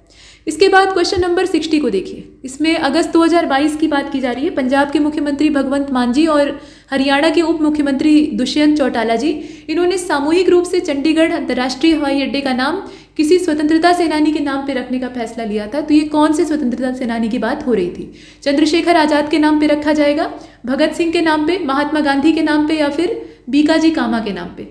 तो विकल्प इतने आसान है कि आप आराम से इसमें से पकड़ सकते हैं। इसमें से कौन से क्रांतिकारी का संबंध पंजाबी क्षेत्र से है? भगत सिंह। तो इसमें आराम से आप शहीद आजम भगत सिंह को चुन सकते हैं, बी वाला ऑप्शन। इसके बाद 61 को देखें। पूछा जा रहा है कि निम्नलिखित में से किन दो पूर्वोत्तर राज्यों में जिलों की संख्या समान है, मतलब एक बराबर संख्या में जिले हैं। तो मेघालय और मणिपुर में समान है, मिजोरम और त्रिपुरा में समान है, त्रिपुरा और असम में समान है, या फिर सिक्किम और अरुणाचल में समान है। तो 61 का बी हो जाएगा, मिजोरम और त्रिपुरा में एक समान है। ठीक, मिजोरम और त्रिपुरा में समान है। बाकी अगर आप देखें, मिजोरम में टोटल अगर देखिए तो 8 जिले हैं और आइजोल इसकी राजधानी है। फिलहाल त्रिपुरा में 8 जिले हैं, अगरतला इसकी राजधानी है। बाकी जो है जैसे मेघालय में 11 है, मणिपुर में 16 है और अरुणाचल में 26 है, असम में 33 है, दिसपुर राजधानी है। तो राजधानी भी आपको पता होनी चाहिए। फिलहाल इसका करेक्ट आंसर बी होगा। इसके बाद 62 को देखते हैं। यहाँ आगे ही ब्लैंक स्पेस है। तो कौन से अनुच्छेद के अंतर्गत 2 या 2 से अधिक राज्यों की विधायिका एक प्रस्ताव पारित करती है और यदि संसद अनुरोध करती है कि राज्य सूची के विषयों पर संसद द्वारा एक कानून बनाया जाए, तो संसद उन विषयों पर कानून बना सकती है। मतलब संसद से ऐसा अनुरोध किया जाता है तो संसद उस विषय पर कानून बना सकती है। तो ये सारे जो प्रावधान हैं ये कौन से अनुच्छेद में कहे गए हैं? यहाँ सिर्फ आपको आर्टिकल का नंबर बताना है। तो इसका यहाँ सही आंसर क्या होगा? अनुच्छेद 252 जो आर्टिकल नंबर 252 है, उसमें ये प्रावधान किया गया है कि 2 या 2 से अधिक राज्यों की जो विधायिका है वो एक प्रस्ताव पारित करती है और उसी के तहत संसद से अनुरोध करती है तो संसद कानून बना सकती है। इसके बाद 63 को देखते हैं। यहाँ ये कहा जा रहा है कि आंतरिक सुरक्षा का रख रखाव अधिनियम इसको निरस्त कर दिया गया। कब निरस्त किया गया आप बताइए? तो देखिए ये 1971 में बना था। पहले इसकी शुरुआत कहाँ से हुई थी? 1971 में हुई थी और 1977 में इसको निरस्त कर दिया गया। आंतरिक सुरक्षा के संबंध में इसको बनाया गया था। तो यहाँ 77 वाला जो ऑप्शन है उसको आप चुनेंगे। हो सकता है कि विकल्प में 71 भी दे दे, तो आप अगर दोहरा कर नहीं गए हैं तो आप कंफ्यूज हो सकते हैं। फिलहाल 77। इसके बाद 64वें नंबर के क्वेश्चन को देखिए। कौन से नंबर के संशोधन अधिनियम ने उच्चतम न्यायालय और उच्च न्यायालयों में न्यायाधीशों की नियुक्ति की जो कॉलेजियम प्रणाली है उसको राष्ट्रीय न्यायिक नियुक्ति आयोग नामक एक नए निकाय के साथ बदल दिया? तो ये कौन से नंबर का संशोधन था? 99वां था, 98वां था, 97वां था, या इसमें से कोई नहीं था? इसका जो करेक्ट आंसर है वो इसमें ए हो जाएगा। ये 99वें नंबर का संविधान संशोधन अधिनियम था जिसमें कि कॉलेजियम सिस्टम को राष्ट्रीय न्यायिक नियुक्ति आयोग के नाम से एक नए निकाय के तौर पे कन्वर्ट कर दिया गया। तो ये 99 को आप याद रखेंगे और हाँ समय भी याद रखेंगे, 2014। इसके बाद 65 में चलते हैं। यहाँ कहा जा रहा है कि निम्नलिखित में से किस अनुच्छेद के अंतर्गत विधानसभाओं में अनुसूचित जातियों और जनजातियों के लिए जनसंख्या के आधार पर सीटों के आरक्षण का प्रावधान किया गया है? ये कौन से नंबर का अनुच्छेद है? जनसंख्या के आधार पर सीटों के आरक्षण का यहाँ प्रावधान है। अनुच्छेद 331, 32, 33, 34 और इसका जो राइट आंसर है वो इसमें बी वाला हो जाएगा, 332। इसके अंतर्गत विधानसभा में जो अनुसूचित जाति हैं और जनजाति हैं दोनों के लिए जनसंख्या के आधार पर सीटों के आरक्षण का प्रावधान है। 332 को आप अच्छी तरह से याद करेंगे। इसके बाद 66वें नंबर के क्वेश्चन को देखिए। शंघाई सहयोग संगठन का इसमें से कौन सा देश सदस्य नहीं है? तो बताइए। किर्गिस्तान ये सदस्य नहीं है, उज्बेकिस्तान नहीं है, कजाकिस्तान नहीं है, या इसमें से कोई भी ऐसा नहीं है? तो करेक्ट आंसर इसका डी ही होगा। असल में देखिए शंघाई सहयोग संगठन अभी चर्चा में था, इसकी बैठक इत्यादि हुई थी और यहाँ आप डी वाले को पहले चुन लीजिए। इसमें से कोई नहीं। स्थापना इसकी 15 जून 2001 में होती है, चीन में ही होती है और मुख्यालय भी वहीं पर है, बीजिंग में। कुल मिलाकर इसमें 8 मेंबर हैं वर्तमान में और भारत इसका सदस्य है, चीन होगा ही। उसके अलावा हमारा नालायक पड़ोसी पाकिस्तान वो भी सदस्य है। कजाकिस्तान, रूस, ताजिकिस्तान, उज्बेकिस्तान और किर्गिजिस्तान ये सब इसके सदस्य हैं। आगे बढ़ते हैं, 67 को देखते हैं। संयुक्त राष्ट्र पर्यावरण कार्यक्रम से संबंधित गलत विकल्प का आपको चयन करना है। तो इसकी स्थापना 1972 में हुई थी। ये जो पर्यावरण कार्यक्रम है ये संयुक्त राष्ट्र का है, मतलब यहाँ बात हो रही है यूएनईपी की। ठीक, तो यूएनईपी जो है उसकी स्थापना का जो वर्ष है वो 1972 है। मुख्यालय इसका नैरोबी में है यानी केन्या और देशों की संख्या फिलहाल जो सदस्य हैं 193 है। और ये बताइए कि इसमें से गलत कौन सा है? तो करेक्ट आंसर इसका डी ही होगा क्योंकि कुछ गलत नहीं है, सब कुछ तो सही दिया है। 193 सदस्य हैं, ये आप याद रखिएगा। कभी कभी मेंबर पूछ लिया जाता है, बाकी तो आप जानते हैं। तो डी वाले को चुना। इसके बाद 68वें प्रश्न को देखते हैं। यहाँ कहा जा रहा है कि निम्नलिखित में से किस वर्ष विश्व का पहला बाघ बचाओ सम्मेलन रूस के सेंट पीटर्सबर्ग में आयोजित किया गया था? तो ये समय कौन सा है? बाघ बचाओ सम्मेलन का समय बताइए। सेंट पीटर्सबर्ग रसिया में है, वहाँ पे इसका आयोजन होता है। करेक्ट आंसर इसका सी होगा। ये 2010 नवंबर में हुआ था। ठीक, 2010 में नवंबर में इसका आयोजन हुआ था। इसके बाद क्वेश्चन नंबर 69 में देखें, कौन सा संस्थान तमिलनाडु के चिंगलपेट में स्थित है। चिंगलपेट जो है वहाँ पे स्थित है। ये राष्ट्रीय मानसिक स्वास्थ्य और तंत्रिका विज्ञान संस्थान है, या राजीव गांधी बौद्धिक संपदा प्रबंधन संस्थान है, केंद्रीय कुष्ठ प्रशिक्षण और अनुसंधान संस्थान है, नेताजी सुभाष राष्ट्रीय खेल संस्थान है। इसमें से कौन सा होगा? तो करेक्ट आंसर इसका सी वाला हो जाएगा। चिंगलपेट तमिलनाडु में स्थित है और यहाँ पर है कुष्ठ प्रशिक्षण और अनुसंधान संस्थान। सी वाले ऑप्शन को हम चुनते हैं। इसके बाद आगे बढ़ते हैं। प्रश्न संख्या 70 को देखें, किस देश ने सबसे ज़्यादा बार फीफा वर्ल्ड कप जीता है? बताइए ये कौन सा देश है फुटबॉल में नंबर 1? तो उरुग्वे है, अर्जेंटीना है, ब्राज़ील है कि इंग्लैंड है? ब्राज़ील है। 1958 लगातार ये जीता है। 1958, फिर 62, फिर 70, फिर 94, फिर 2002। इतनी बार ये लगातार जीता है। लगातार का मतलब ये कि इसमें इसकी जीत में बहुत ज़्यादा गैप नहीं है। वैसे एक सीक्वेंस तो है नहीं, ऐसा तो है नहीं कि 58 के बाद 59 में भी जीता, ये बात नहीं, लेकिन सबसे ज़्यादा बार। इसके बाद अब आगे चलते हैं। अब 71वें प्रश्न से फिर एक गद्यांश आपको मिलेगा जिसमें कि 71 से 75 तक के क्वेश्चन पूछे गए हैं। तो पहले इसमें पूरे गद्यांश को पढ़ लेते हैं।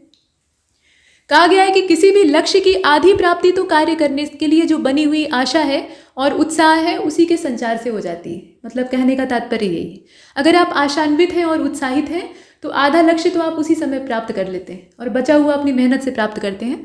जब मनुष्य अपने लक्ष्य की प्राप्ति के लिए संकल्प लेकर चलता है तब मार्ग में आने वाली बाधाओं तकलीफों का प्रभाव अपने आप कम होता है। बाधाएं तो आती ही हैं क्योंकि उसे निरंतर अपनी मंजिल तक पहुंचने की ही होड़ रहती है, निश्चय रहता है। और बाकी प्रोत्साहन जो बाहरी होता है उसका अपना महत्व होता है। लेकिन मनुष्य जब तक खुद को प्रेरित न करे तब तक लाख अनुकूलताएं और अवसर सामने हो, लक्ष्य की प्राप्ति प्रायः असंभव ही रहती है। कितना भी आप मोटिवेशन बाहर से ले लीजिए, कोई आपको मोटिवेट कर ले, कोई बड़ा मोटिवेशनल स्पीकर है उसका आप लेक्चर सुन लीजिए, लेकिन वो सब मोटिवेशन नहीं काम करता है। 2 मिनट आपको फुला देगा, फिर आप पिचक जाएंगे। अंदर से जब आपके अंदर संकल्प शक्ति जागृत होगी कि नहीं मुझे करना है, तब जाकर वो मोटिवेशन काम करता है। और उसी की यहाँ बात की जा रही है। और इसमें यह भी कहा गया है कि यहाँ आप देखें, यदि कोई विद्यार्थी यह मान ले कि अमुक परीक्षा उसके बूते से बाहर है तो अच्छी अच्छी पुस्तकों का अंबार उसके सामने है, बहुत बढ़िया उसके पास मटेरियल है, स्टडी मटेरियल है, लेकिन सब निष्प्रयोज्य सिद्ध होंगे। अगर आपने ये सोच लिया कि पीईटी का पेपर तो कठिन आना ही है, तो कठिन भले ना आए लेकिन आप वही मान के चलेंगे और वैसे ही आपकी घटिया तैयारी होगी और वहाँ पर आप बेकार हो जाएंगे। अगर आप ये मान के चलेंगे कि कैसा भी पेपर आए मेरी तैयारी वहाँ काम करेगी ही करेगी, मेरी मेहनत बेकार नहीं जाएगी, मुझे सफलता मिलेगी और अंतिम चयन मिलेगा, ये तो पहला चरण है, तो ऐसा सोच के आप जाएंगे और तैयारी भी साथ में आप किए रहेंगे तो निश्चित तौर पे आप सफल होंगे, कोई रोक नहीं सकता। तो वही बात यहाँ कही जा रही है।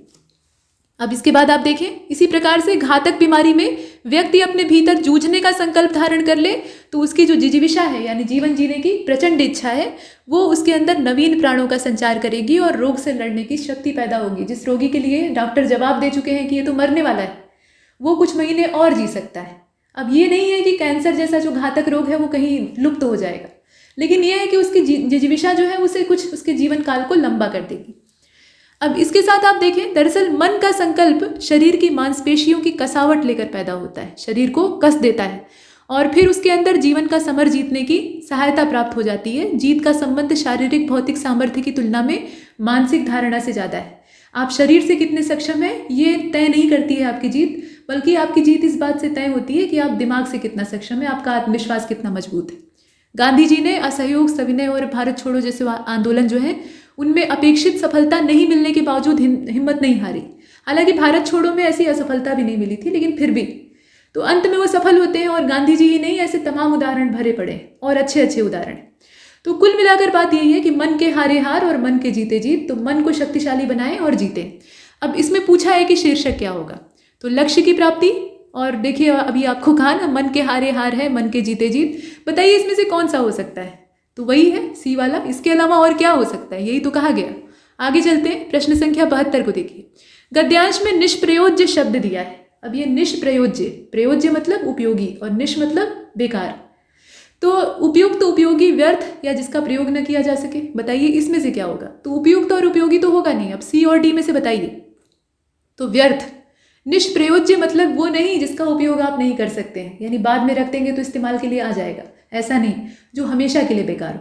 ऐसा स्टडी मटेरियल का पहाड़ आपने खड़ा कर लिया है और मन आपका हारा हुआ है, आप अंदर से थके हुए हैं, तो सब कुछ निष्प्रयोज्य है। ठीक, तो इसमें जो सी वाला ऑप्शन है उसको चुना। इसके बाद 73वें नंबर के क्वेश्चन को देखिए, इधर आ जाइए। देखिए इसमें कहा गया है कि यदि कोई विद्यार्थी यह मान ले कि अमुक परीक्षा उसके बूते से बाहर की बात है, उससे नहीं हो सकता, तो अच्छी अच्छी पुस्तकों का अंबार और बहुत अच्छे अच्छे नोट्स हैं उसके पास स्टडी फॉर सिविल सर्विसेज के, लेकिन वो सब उसके लिए उपयोगी सिद्ध होंगे? ये ऐसा दे दिया है कि बहुत अच्छे अच्छे नोट्स उसके पास हैं और बहुत अच्छा पुस्तक का भंडार है, वो सब उसके लिए बहुत काम का सिद्ध होगा, भले ही वो मन से हारा हुआ है। तो क्या ये सही बात है? उपरोक्त कथन सही है, या उपरोक्त कथन के सही गलत का निर्धारण ही आप नहीं कर पा रहे हैं, या ये गलत है क्योंकि उपयोगी की जगह निष्प्रयोज्य लिखा होना चाहिए? तो यही बात है, यहाँ पर ये सही बात है कि अगर आप कितना भी अच्छा स्टडी मटेरियल जुटाकर बैठे हुए हैं, और उतना ही नहीं, अगर आप पूरे स्टडी मटेरियल को कायदे से पढ़े भी हैं, रिवाइज भी किए हैं, लेकिन आत्मविश्वास आपका शून्य हो जाए तो आप सब कुछ वहाँ गलत करके आएंगे। तो इसमें से निष्प्रयोज्य होना चाहिए था ये वाला। इसके बाद आगे बढ़ते प्रश्न संख्या 74 को देखें और 75 को। पहले 74, कार्य करने के लिए बनी रहने वाली आशा और उत्साह का संचार व्यक्ति को क्या देता है, क्या देने की कोशिश करता है? तो लक्ष्य की प्राप्ति इसी ऊर्जा से हो जाती है। लक्ष्य की प्राप्ति का वो मार्ग प्रशस्त करता है या लक्ष्य की प्राप्ति करवा देता है? करेक्ट आंसर क्या होगा? इसका राइट आंसर होगा इसमें से सी वाला, लक्ष्य की आधी प्राप्ति इसी ऊर्जा से हो जाती है। हालांकि बाकी जो स्टेटमेंट दिए हैं ना वो भी गलत नहीं है, लेकिन हमें यहाँ क्या करना है, गद्यांश पर केंद्रित होकर उसमें जैसा कहा गया है उसी के हिसाब से उत्तर देना है, उससे बाहर अपनी बुद्धि नहीं लगानी। इसके बाद 75वें प्रश्न को देखिए। गद्यांश के हिसाब से बाहरी प्रयोजनों का अपना महत्व होता है, किंतु तब तक नहीं जब तक कि व्यक्ति, अब आगे स्टेटमेंट आप देखें, जब तक कि वह खुद को प्रेरित न करे, या जब तक उपयोगी ऊर्जा का संचार न हो, समाज एक नई ऊर्जा उसको न प्रदान कर दे, या जब तक लक्ष्य की प्राप्ति न करे। बताइए, बाहरी प्रयोजन तो होते ही हैं, बाहरी आपको सपोर्ट मिलता है, उसके बिना आप आगे नहीं बढ़ सकते, लेकिन अंदर वाला जो है वो क्या चीज़ है, वही पूछा गया है। तो इसका करेक्ट आंसर क्या होगा? जब तक मनुष्य खुद को प्रेरित न करे। अंदर की प्रेरणा ही सब कुछ करवाती है। अंदर की प्रेरणा अगर एक बार जागृत हो जाए तो बाहर के रास्ते अपने आप बनने लगते हैं, बाहर से आपको सपोर्ट मिलने लगता है। एक कहावत है ना, हिम्मते मदद ए खुदा, मतलब अगर मर्द जो है वो हिम्मत करता है, ये उर्दू और अरबी कहावत है, तो मर्द अगर हिम्मत करता है तो खुदा उसकी मदद करता है। तो जब आप अंदर से हिम्मत करेंगे तो बाहर से आपको मदद मिलने लगेगी। ठीक, तो ए वाला जो ऑप्शन है वही है। अब परीक्षा एकदम नज़दीक है, तो अगर आप हौसला खो रहे हैं तो ये पैराग्राफ आपकी सहायता कर सकता है। अगले वाले गद्यांश को देखें, ये गांधी जी पर केंद्रित दिखाई देता है। 76 से लेकर 80 तक क्वेश्चन इसी से पूछे गए हैं। धरातल से युद्ध की विभीषिकाओं को सदा सदा के लिए समाप्त करने हेतु गांधी जी ने विश्व को अहिंसा रूपी अस्त्र प्रदान किया। और गांधी जी कहा करते थे कि प्रेम और अहिंसा के द्वारा विश्व के कठोर से कठोर हृदय को भी कोमल बनाया जा सकता है। इन्होंने इस सिद्धांत का परीक्षण भी किया और इसमें सफलता भी मिली। अब देखिए, हिंसा से हिंसा बढ़ती है, घृणा घृणा को जन्म देती है, और प्रेम से प्रेम की अभिवृद्धि होती है। तब यह निश्चित है कि बिना प्रेम और अहिंसा के विश्व में शांति स्थापित नहीं हो सकती। बात तो सही है, हालांकि हर मामलों में ये सही हो या आवश्यक भी नहीं है।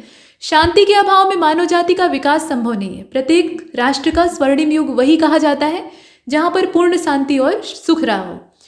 उत्तमोत्तम रचनात्मक कार्य भी तभी किए जा सकते हैं। भौतिक दृष्टि से व्यापार और कृषि की उन्नति भी शांति काल में ही होती है, युद्ध में नहीं हो सकती।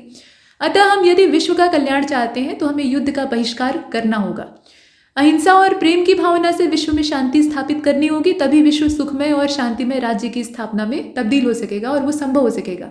तो बात ठीक है, ठंडे दिमाग से और शांति से बैठकर हम जो काम कर सकते हैं वो उग्र होकर नहीं कर सकते। उग्रता जो है वो हमेशा अच्छी नहीं होती है, ज़्यादातर मामलों में अच्छी नहीं होती है। कभी कभी उसकी भी आवश्यकता पड़ती है। क्रोध भी एक ऊर्जा है और कभी कभी उसकी ज़रूरत होती है, लेकिन वो रेयर होता है। ज़्यादातर मामलों में अहिंसा से काम निपट जाता है। तो गांधी जी इसी का पक्ष लेते थे और इसके फायदे यहाँ गिनाए गए हैं। अब इससे आपसे क्वेश्चन पूछा गया है। पहला क्वेश्चन ये है कि विश्व में शांति क्यों आवश्यक है? तो विश्व का कल्याण तभी है जब विश्व में शांति है। तो इसको आप आंसर कैसे देंगे? यहाँ विकल्प दिया है, मानव जाति के विकास के लिए, उत्तमोत्तम रचनात्मक कार्य के लिए, यानी अच्छे से अच्छा जो रचनात्मक कार्य है उसको करने के लिए, व्यापार और कृषि की उन्नति के लिए, या कठोर से कठोर हृदय को कोमल बनाने के लिए। तो करेक्ट आंसर क्या होगा इसका? मानव जाति के विकास के लिए। ये सारी चीज़ें जो है ये असल में विकास से ही तो जुड़ी हैं, तो ए वाले को चुनेंगे। इसके बाद 77वें नंबर के क्वेश्चन को देखिए। विश्व शांति की स्थापना के लिए आवश्यक है, विश्व शांति की स्थापना के लिए सबसे आवश्यक है। क्या आवश्यक है? हिंसा और भय आवश्यक है, अहिंसा और प्रेम आवश्यक है, आत्मीयता और समीपता आवश्यक है, परिश्रम और ज्ञान आवश्यक है। तो अहिंसा और प्रेम सबसे बड़ी आवश्यकता है। ये रहेगा तो बाकी चीज़ें आ जाएंगी। इसके बाद 78वें नंबर के प्रश्न को देखें। कठोर से कठोर हृदय को कोमल बनाया जा सकता है सत्य के पालन के द्वारा। ये तो सिंपल है, आप आराम से पकड़ लीजिए, अहिंसा के द्वारा। इसके बाद 79वें नंबर के क्वेश्चन में आते हैं। राष्ट्र के स्वर्णिम युग के प्रमुख तत्व कौन से हैं? तो शांति, सुख और रचनात्मक कार्य, यही स्वर्णिम युग ले आ सकते हैं। शांति रहेगी तो सुख आएगा तो लोग सुखी होकर रचनात्मक कार्य करेंगे, यानी अच्छा सोचेंगे, अच्छे कार्य करेंगे तो राष्ट्र विकसित होगा, स्वर्णिम युग अपने आप आ जाएगा। तो डी वाले ऑप्शन को चुना 79 का। इसके बाद 80वें नंबर के प्रश्न को देखें। नितांत, ये एक शब्द है। अब इसके लिए आपसे पूछा गया है इसका पर्यायवाची। तो बताइए नितांत का पहले तो अर्थ आपको पता होना चाहिए। भली भांति अर्थ होता है इसका, बिल्कुल होता है। नितांत का मतलब विधिवत होता है, या नितांत को हम लोग निम्न कहते हैं। बताइए, तो इसमें से करेक्ट आंसर क्या होगा? बिल्कुल हो जाएगा। कहते हैं ना नितांत आवश्यक है, ये कार्य जो है ये नितांत आवश्यक, यानी एकदम आवश्यक है, बिल्कुल आवश्यक है। तो इसमें से आप करेक्ट आंसर कौन सा लगाएंगे? बी वाला। इसका अर्थ एक तरीके से पूछा था। अब 81 को देखिए। क्वेश्चन नंबर 81 में अब यहाँ ग्राफ शुरू हो गया है और ग्राफ में आपसे कहा गया है कि जो ये बना हुआ है इसका अध्ययन कीजिए और बताइए कि इसमें उत्पादन वगैरह जो कंपनी का प्रोडक्शन है वो कितना है। पहले तो ग्राफ को देख लीजिए।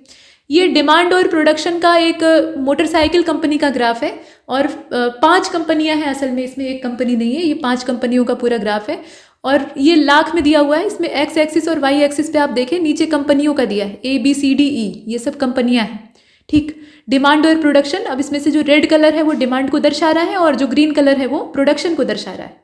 अब इस ग्राफ में आपसे पूछा गया है पहले तो कि कंपनी C, D और E का कुल उत्पादन कितना है। मतलब कंपनी नंबर C जो है, D है और E है, सबका मिलाकर उत्पादन अगर आप जोड़ेंगे तो कितना आएगा। तो इसे आप जब ग्राफ की सहायता से कैलकुलेट करेंगे तो इसका जो करेक्ट आंसर है वो 187 आएगा, यानी 187। ये ग्राफ आप देख लीजिए, इसमें C, D और E का कुल उत्पादन पूछा जा रहा है। ये आपकी कंपनी C है, ये D है और ये E है। इसके बाद आगे चलते हैं, इसका 187 आएगा। अगले प्रश्न में पूछा गया कि कंपनी C के उत्पादों की कुल मांग कंपनी A के उत्पादों की कुल मांग के कितने प्रतिशत अधिक है। यहाँ आप देखें A का जो उत्पादों की मांग है और C का जो उत्पादों की मांग है, कितने प्रतिशत ये ज़्यादा है पूछा गया और करेक्ट आंसर इसका क्या होगा? 20% ज़्यादा है। ठीक है, 20% हो जाएगा। इसके बाद आगे बढ़ते हैं। कंपनी E की मोटरसाइकिलों की मांग एवं उत्पादन का अंतर कंपनी D की मोटरसाइकिलों की मांग और उत्पादन के अंतर से कितना ज़्यादा है। इसमें आप देखें कंपनी E और D का पूछा जा रहा है। यहाँ आप देखें ये E और D वाला जो है, ये E है और ये D है, अंतर पूछा जा रहा है। बताइए, तो इसमें 83वां जो है इसका करेक्ट आंसर क्या होगा? 5 हो जाएगा। ये बी वाला जो उत्तर है ये परफेक्ट है, इसका 5 आएगा। इसके बाद 84वें प्रश्न को देखें। इसमें कहा गया कि CDE के द्वारा, मतलब जो कंपनियां CD और E हैं, इनके द्वारा मोटरसाइकिलों का कुल उत्पादन 5 वर्षों के दौरान सभी कंपनियों की मोटरसाइकिलों की कुल मांग से कितने प्रतिशत कम है। कुल मांग से कितने प्रतिशत कम है? 33% कम है, 32 की, फिर 34 या 35, तो ये 32 हो जाएगा। ठीक है, 32% कम है। 85वें प्रश्न को देखिए। A, C और E कंपनियों की मोटरसाइकिल की कुल मांग तथा कंपनी B और C के कुल उत्पादन का अनुपात क्या है। तो कुल मांग और कुल उत्पादन का अनुपात आपसे पूछा जा रहा है।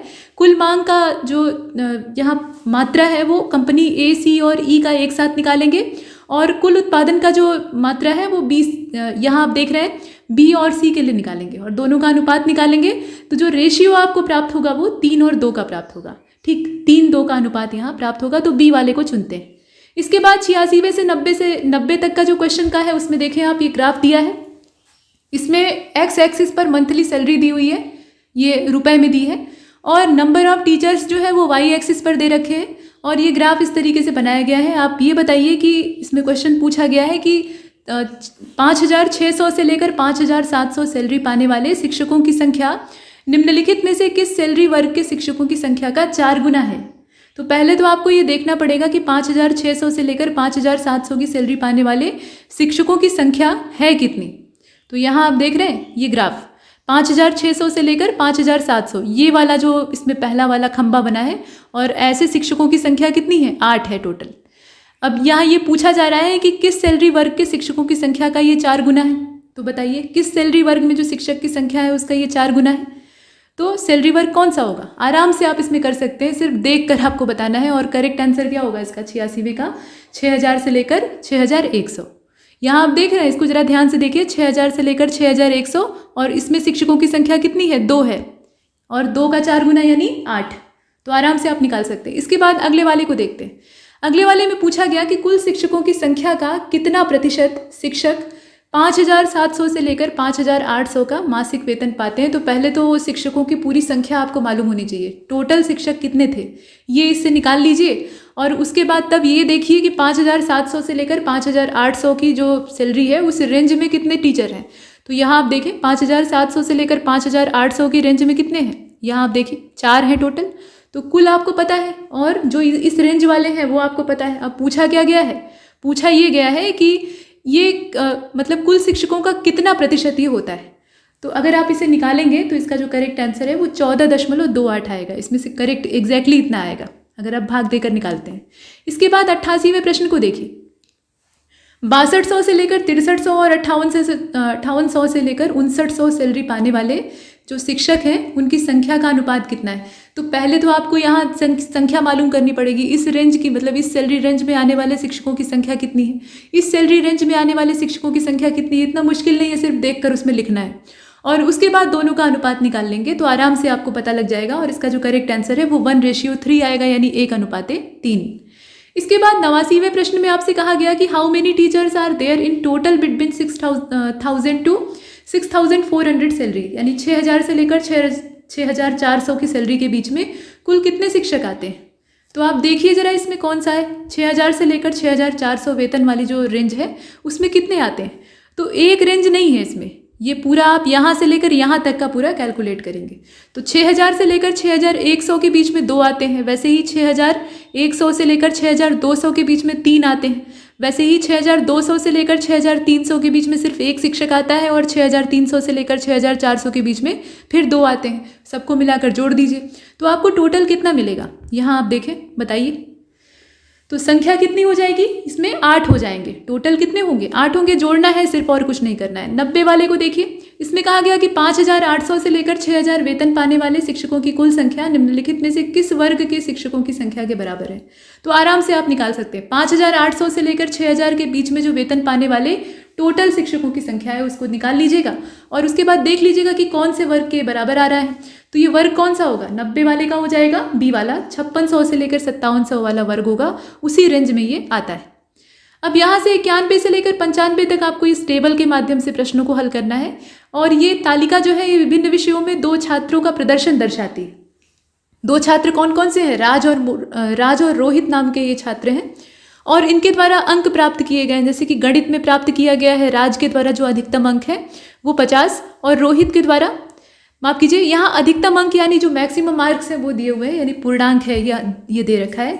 तो गणित के विषय में 50 में से राज को कितने मिले हैं, 37 मिले हैं, रोहित को कितने मिले हैं, 48। वैसे ही भौतिक विज्ञान में राज को मिले हैं 45, रोहित को मिले हैं 30। रसायन विज्ञान में राज को मिले हैं 42 और रोहित को मिले हैं 45, सबका पूर्णांक 50 है, ध्यान दीजिएगा। और जीव विज्ञान यानी बायोलॉजी में राज जो है वो थोड़ा कमज़ोर है, इसको 32 मिले हैं, और रोहित थोड़ा सा बढ़िया है, उसको 35 मिले हैं। तो अब ये पूछा गया है 91वें नंबर का जो क्वेश्चन है, इसमें पूछा जा रहा है कि राज द्वारा जीव विज्ञान में प्राप्त अंकों तथा रोहित द्वारा गणित के प्राप्त अंकों का अनुपात कितना है। तो जीव विज्ञान में राज को कितना मिला है, ध्यान से देखिएगा, इसमें राज को जीव विज्ञान में कितना मिला है, 32 मिला है, और रोहित को गणित में कितना मिला है, 48 मिला है। दोनों का अनुपात निकालना है, 32 और 48 का। तो कितना आएगा ये बताइए जरा, इसमें से 91 में 2:3 का अनुपात आएगा, ठीक। 16 दूनी 32 और 16 3 48, तो 2:3 का ही रेशियो आएगा ना, ठीक। तो इसमें से बी वाले को रख दिया। इसके बाद आगे चलते हैं, प्रश्न संख्या 92 को देखिए। कहा जा रहा है कि राज के रसायन विज्ञान के प्राप्तांक और रोहित के जीव विज्ञान के प्राप्तांक को अगर आप कंपेयर करते हैं तो इसमें ये पूछा गया कि रसायन विज्ञान का जो प्राप्तांक राज का था, रोहित के जीव विज्ञान के प्राप्तांक से कितना प्रतिशत वो ज़्यादा है। तो पहले तो दोनों आपको पता होना चाहिए, और दोनों में से जब आप कंपेयर करके परसेंटेज निकालेंगे तो परसेंटेज कितना प्राप्त होगा, 20। ये 20% उससे ज़्यादा है, ठीक, 20%। इसके बाद 93 को देखिए। रोहित द्वारा प्राप्तांकों का औसत और राज द्वारा प्राप्तांकों का औसत जो है उसका अनुपात कितना है। तो कुल जो प्राप्तांक है उनका औसत निकाल लीजिए दोनों का, और उसके बाद जब दोनों का आप अनुपात निकालेंगे तो कितना प्राप्त होगा आपको, ये 79 और 78 का अनुपात प्राप्त होगा, यानी 79-78 का जो रेशियो है वो आएगा। तो इसमें से सी वाले को चुना। आगे चलते हैं, रोहित ने कुल कितने प्रतिशत अंक प्राप्त किए। तो ये तो सिंपल है, पूर्णांक आप जोड़ दीजिए, 50-50 का हर विषय का पूर्णांक है, तो आपको टोटल जो पूर्णांक है वो मालूम हो जाएगा, और उसके बाद प्राप्तांक जोड़ दीजिए, प्रतिशत निकाल लीजिए, जैसे आप अपने हाई स्कूल इंटर के नंबरों का निकालते हैं। तो कितने प्रतिशत आएगा, तो इसमें 94 का करेक्ट आंसर 79% होगा। फर्स्ट डिवीजन पास है बढ़िया से एकदम। और इसके बाद 95 को देखते हैं। 95 में कहा गया कि राज के भौतिक विज्ञान के जो प्राप्तांक हैं और रोहित के जो गणित के प्राप्तांक हैं दोनों में अंतर कितना है। तो ये तो सिंपल है, दोनों का प्राप्तांक आप देख लीजिए टेबल से और उसके बाद घटा दीजिए। तो घटाएंगे तो कितना आ जाएगा, इसमें से 3 आ जाएगा दोनों का, मतलब फिजिक्स में जितना पाया और रोहित जो है गणित में जितना पाया, दोनों को माइनस कर देंगे तो आपको 3 प्राप्त होगा। इसके बाद आगे बढ़ते हैं। अब यहाँ पर एक और टेबल बनी हुई है जिसमें कि गेहूं उत्पादन दिया है। असल में 3 राज्यों का दिया है, बिहार, कश्मीर और पंजाब। गेहूं उत्पादन टन में दे रखा है और साथ में वर्ष दिया है, वर्ष 2015, 16, 17, 18। तो अब आपको ये बताना है, इस टेबल के आधार पर आंसर देना है कि बिहार राज्य में 2015 में उत्पादित गेहूं, वर्ष 2018 में बिहार में उत्पादित गेहूं, दोनों का आप अंतर निकाल कर बताइए कितना आएगा। तो गेहूं का उत्पादन आप बिहार राज्य में देख लीजिए, 2015 में कितना था, 7.2 टन था और 2018 में कितना था, 7 था। दोनों का अंतर आप निकाल लीजिए तो कितना आएगा, 0.2 आ जाएगा। तो 96 का क्या होगा, बी वाला हो जाएगा, सिंपल है। इसके बाद अगले वाले को देखते हैं, किस वर्ष बिहार में गेहूं का उत्पादन अधिकतम रहा। तो भाई देख लीजिए इसमें से किस वर्ष अधिकतम रहा। 7.8 कब था, ये 2016 में था, तो इसमें 2016 वाला हो जाएगा। ठीक, इसके बाद आगे चलते हैं। बिहार, कश्मीर और पंजाब में क्रमशः किन 3 वर्षों में उत्पादन दर समान रही है। तो उत्पादन दर समान रही है, कौन से 3 वर्ष ऐसे थे बताइए, देख लीजिए इस टेबल को और फिर बताइए। तो 2017, 16 और 15 को जरा ध्यान से देखिएगा, इसमें उत्पादन दर समान रही है, 2017, 16 और 15। ठीक, ये इसके बाद आगे चलते हैं, ये अगले वाले को देख लेते हैं। तो अगले वाले क्वेश्चन में आपसे पूछा गया कि दिए गए वर्षों में कश्मीर में गेहूं का उत्पादन का औसत क्या रहा था। तो जितने भी वर्ष दिए हैं उसमें कश्मीर में जो टोटल गेहूं का उत्पादन है उसका आप औसत निकाल लीजिए। ये है कश्मीर वाला उत्पादन और औसत आपको कितना प्राप्त होगा वही बताना है। तो ये असल में प्राप्त होगा 5.5। ठीक, चारों को जोड़ के 4 से भाग दे दीजिए, आपको 5.5 प्राप्त होगा। इसके बाद लास्ट क्वेश्चन को देखिए, इसमें क्या पूछा गया है। 100 दिए गए सभी वर्षों में बिहार में गेहूं का औसत उत्पादन, यानी बिहार में जो टोटल उत्पादन है औसत निकालना है, तो वो औसत उत्पादन पंजाब में गेहूं के औसत उत्पादन के कितने अनुपात में आता है। तो आपको करना ये है कि पंजाब में जो गेहूं का औसत उत्पादन है सभी वर्षों का वो निकाल लेना है, बिहार में जो गेहूं का औसत उत्पादन है सभी वर्षों का वो निकाल लेना है। और जब आप ये दोनों निकाल लेंगे, पंजाब और बिहार का, मतलब सबको जोड़कर इसका एवरेज निकालना है, सबको जोड़कर इसका एवरेज निकालना है, फिर दोनों का रेशियो निकालना है। तो जो रेशियो निकालेंगे ना तो वो आएगा इसमें 7.05 अनुपाते 5.90। ठीक, तो इसका करेक्ट आंसर क्या होगा, सी वाला हो जाएगा। यहाँ जो 100 नंबर का क्वेश्चन है, सी वाला ऑप्शन परफेक्ट होगा। सिंपल है, सिर्फ थोड़ा सा गुणा भाग करना पड़ेगा। तो यहाँ तक हमने इसे कंप्लीट किया है। इस लेक्चर में इतना ही, तब तक के लिए नमस्कार।